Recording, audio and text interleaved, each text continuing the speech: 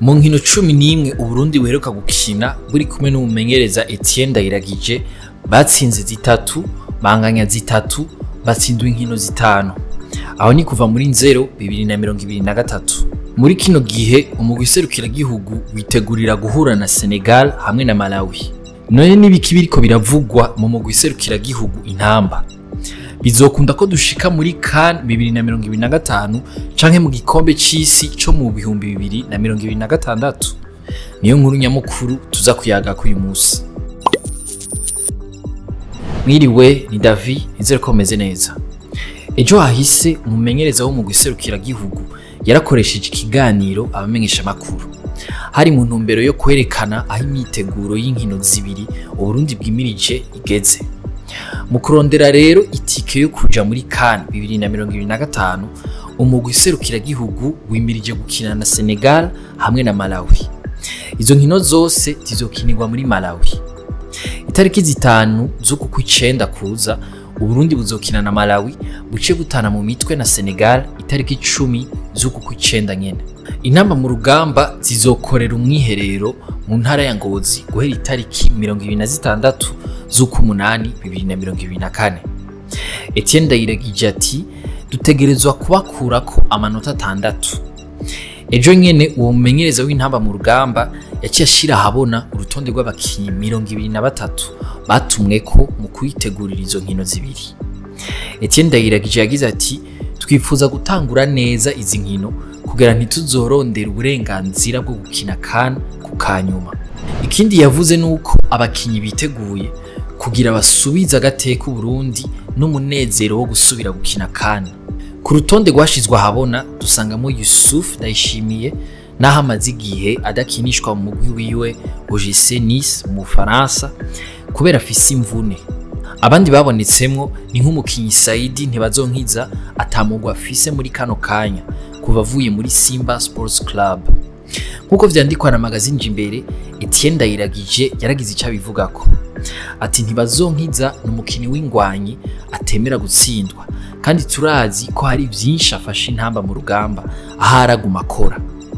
Yusuf nawe twaravuganye naho atari karakina, turazi ko imyimenyereza ari karayigira. Ngo mu minsi iri imbere ariteze ko azoba ameze neza.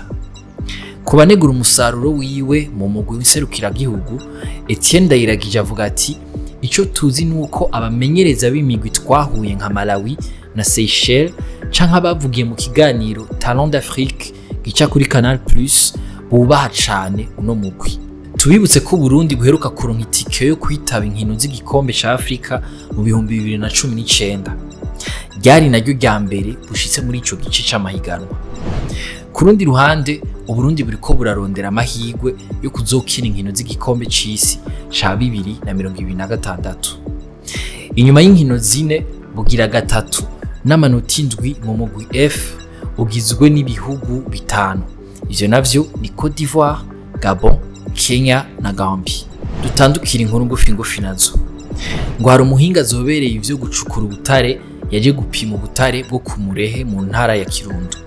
Uwo muhinga yabwiye umukuru w'igihugu ko mu myaka 40 amaze akorera mu vyo gucukura ubutare atari bwigera abona ubutare bwo mu bwoko bwa coltan butagira kanenge nk'ubwo yasanze aho ku Murehe.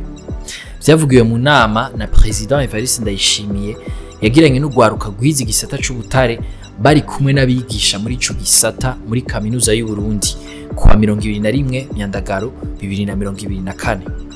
Yashikirije ko ubwo butare bundi yasanze bwari mu kindi kibanza kiri haruguru y'ico yagendeye kwigenekerezo ya 16 mu Kakaro. Nigihe abarongoye societe icukura ubutare yitwa Bumeko bamweretse aho bavumbuye ikinogo kirimo casterite. Vyose Ndayishimiye yatumiye ugwaruka gukorera hamwe kugira ngo ntiruzosaze rutabonye ubutare bw'u Burundi bucukuwe. Ngo vyarashikiye abarundi bizi bijanye n'ico gisata mu myaka yahera. Imiliyoni 5 z'amarundi niyo mafaranga y'umuntu umwe atazorenza nk'umutahe mu mashira hamwe mato mato yo kuziganya no kuguranana benshi biti birimba Vyose. Aho hari jo hahise kwa 22 Myandagaro mu nama yahuje umuyobozi w'ibanki nkuru y'igihugu BRB n'abaserukiye ayo mashira hamwe mato mato.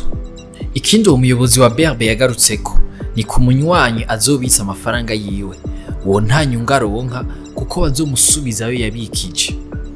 Yamara ngo uzosaba ingurane niwe azosubiza inyungu ariko itavuna. Vyose bizovana n'umwumvikano bavunditse mw'ishirahamwe.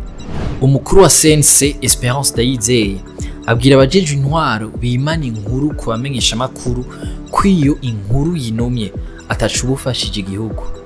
Hari mu kiganiro yakoranye n'abamenyesha makuru kuri uyu wa 22 Myandagaro 2024. Esperance Ndayizeye amenyesha ko CNC iriko iratunganya amanama aho bazohuriza hamwe abo bajejwe intwaro hamwe n'abo bamenyesha makuru na cane abakorera mu ntara zo mu gihugu hagati kuko ari bo bikunda kugora. Ni mu ntumbero yo kugira bashobore gutahura umwe wese uruhara rwiwe hama boroherezanye. Mwakoze kudukurikira, aya makuru muyasanga ku mbuga za Yaga na Iris News. Mugire weekend nziza.